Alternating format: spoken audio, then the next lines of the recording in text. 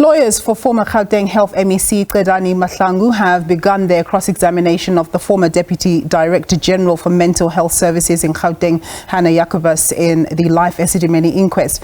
The inquest was established to determine who should be held criminally liable for the deaths of more than 140 mental health care users.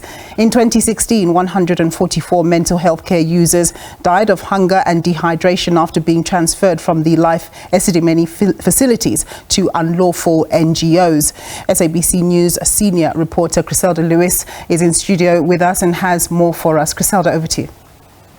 So essentially, Nompu, at the center of one of post-democracy's worst tragedies, the unlawful issuing of licenses to NGOs during the termination of the Life Esidimeni contracts has again come under the spotlight. The former Deputy Director General for Mental Health Services in Gauteng, Hannah Jacobus, told the Life Esidimeni inquest that proper process was not followed in the issuance of licenses to the controversial NGOs. Let's take a listen.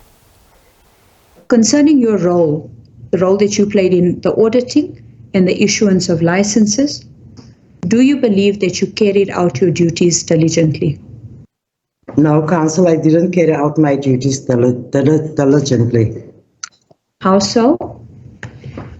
Because the instruction that was given, that I need to do the visits and oversee the readiness of NGOs.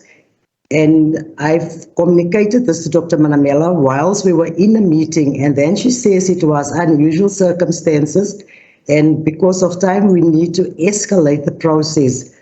So corners were cut, if I could summarize. Do you agree?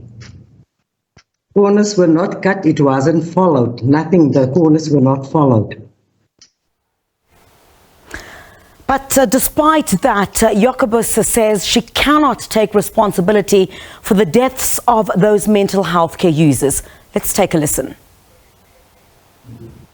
In hindsight, you not performing your tasks diligently, and you're being instrumental to the issuance of licenses that shouldn't have been issued, contributed to a great degree to the demise of the MHCUs. Do you dispute that? Yes, Council. And why do you dispute it?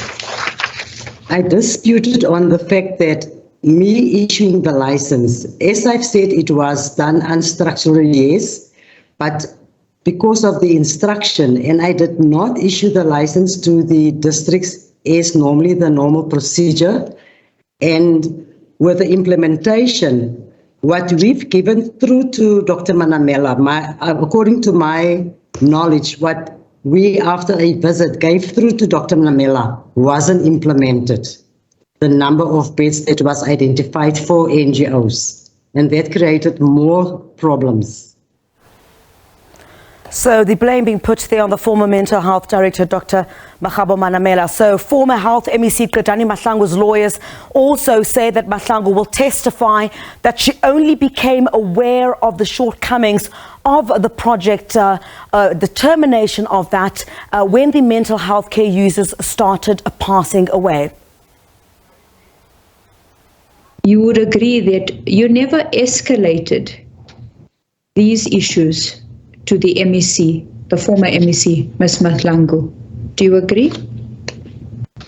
Council, I agree. I never had contact with the MEC in any communication whatsoever.